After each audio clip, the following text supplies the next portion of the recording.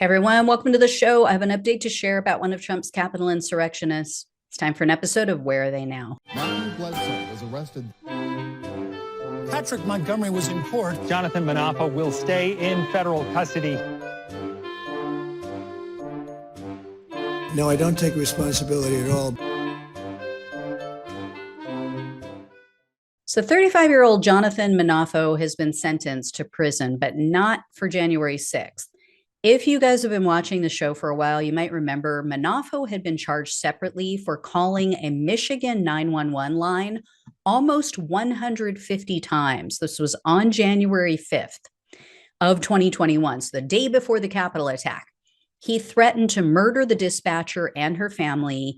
The dispatcher kept asking Munafo, "What is your emergency?" And he refused to tell her, but he was demanding to speak to a police officer.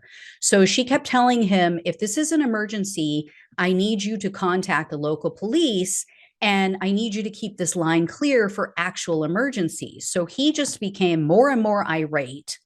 And Munafo repeatedly cursed at her. He called her every name imaginable. And then he explained how he planned to kill her and her family. What was most disturbing, though, was how much personal information he had about this dispatcher. He told her he knew where she lived, and he cited information about her mortgage and her taxes.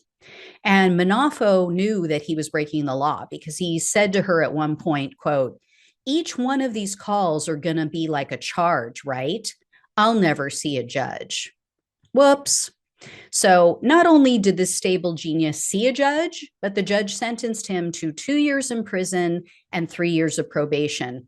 And this wasn't the only incident like this. The prosecutor in this Michigan case pointed out that Munafo made numerous calls to a Massachusetts state police office in September of 2020.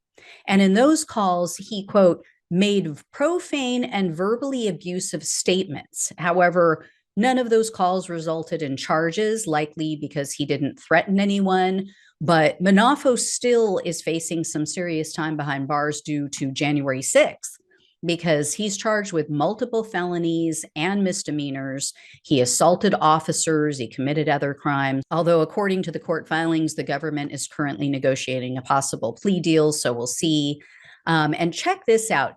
They actually conducted a mental health evaluation on this guy and found him competent to stand trial. So how? Just how? I think it's time that we reevaluate the evaluation process. If this guy is sane, oh Lord. Anyway, guys, thanks so much for watching and listening. I will let you know when I hear more on him. Take care, and I'll talk with you soon.